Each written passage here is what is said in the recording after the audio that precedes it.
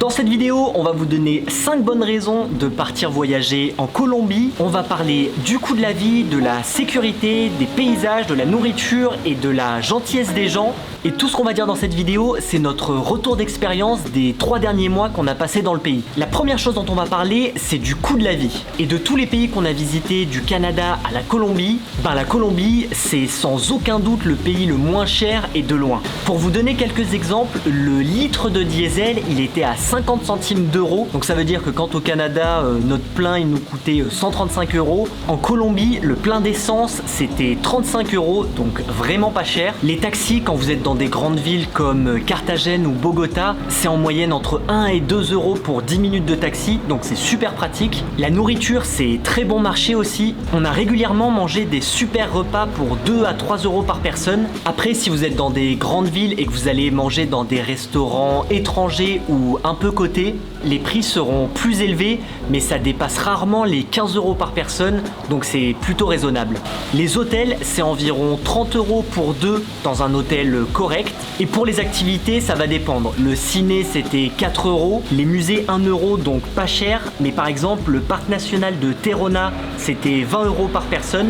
Le canyon de Chicamocha, 15 euros par personne. Et la cathédrale de Celle, 23 euros par personne. Donc il y a des activités qui sont un peu plus chères. La seule chose qui était un peu chère à mes yeux comparé au coût de la vie, c'était les campings. En moyenne, on payait entre 10 et 12 euros pour 2. Alors ça reste correct bien sûr, mais quand le midi on a mangé pour 2 euros et que le soir on dort pour 12 euros, ça paraît de suite très cher.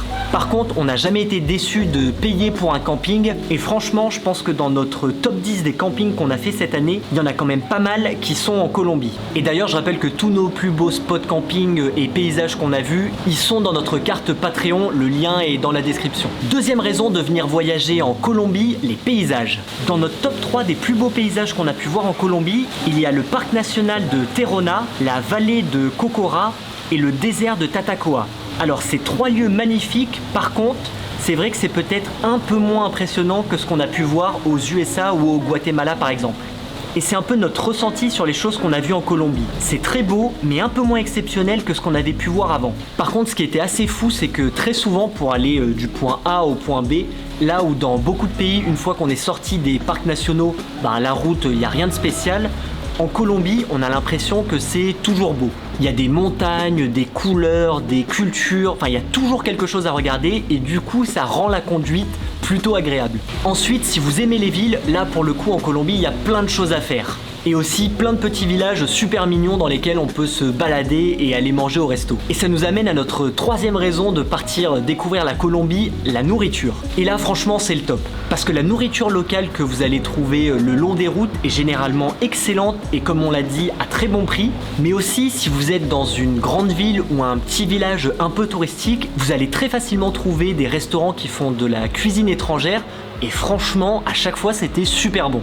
Pour vous donner un exemple, à Carthagène, on a mangé plusieurs fois dans des restaurants de sushi et ils étaient vraiment incroyables. Alors que quand on vient en Colombie, on s'attend pas forcément à manger dans des super bons restaurants japonais. On a aussi fait des restaurants de viande, des restaurants italiens, des restaurants français. Et franchement, à chaque fois, ils étaient super bons et bien moins chers qu'en France. Et c'est pour ça que si vous voyagez en van comme nous, c'est parfois difficile de se motiver à faire à manger dans le van, surtout le midi.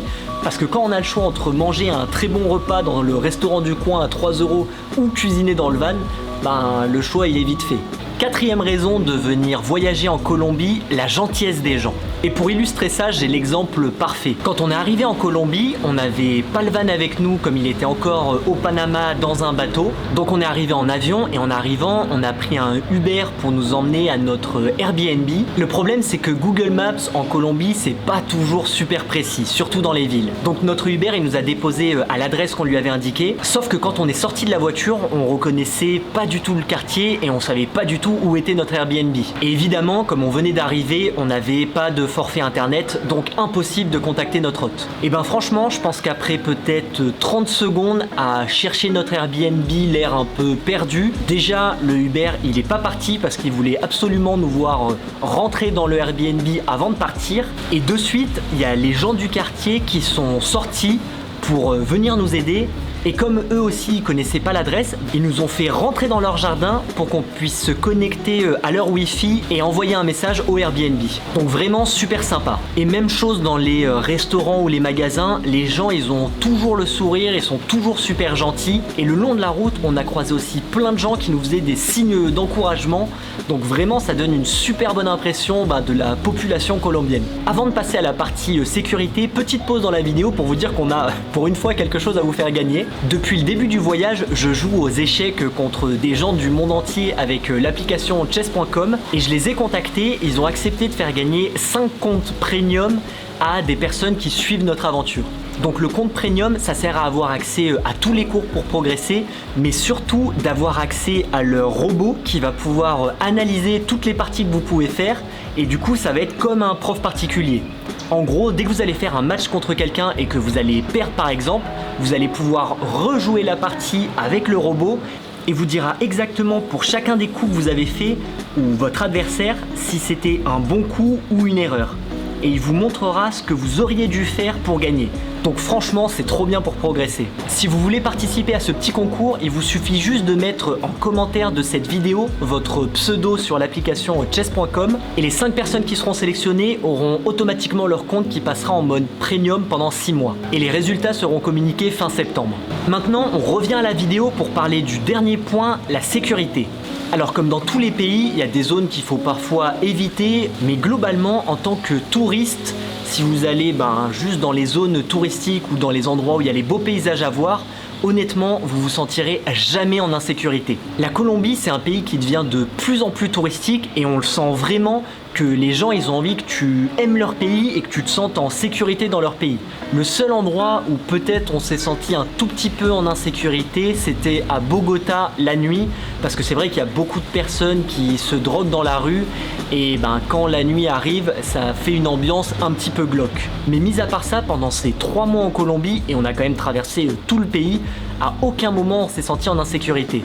Et ce qui était génial, c'est qu'à chaque fois qu'on laissait le van pour aller faire les courses ou aller dans un parc national ou visiter quelque chose, en fait, la plupart des parkings, ils sont toujours soit sous vidéosurveillance, soit gardés par quelqu'un. Donc il n'y a vraiment aucun moment où on a eu peur qu'il arrive quelque chose à notre véhicule, parce qu'en fait, il était toujours surveillé par quelqu'un. Donc voilà, c'était notre bilan de la Colombie. Franchement, on n'en garde que des bons souvenirs, et pour être honnête avec vous, on vient à peine d'en sortir, et en réalité, on aimerait bien déjà y retourner pour terminer toutes les choses qu'on n'a pas eu le temps de faire.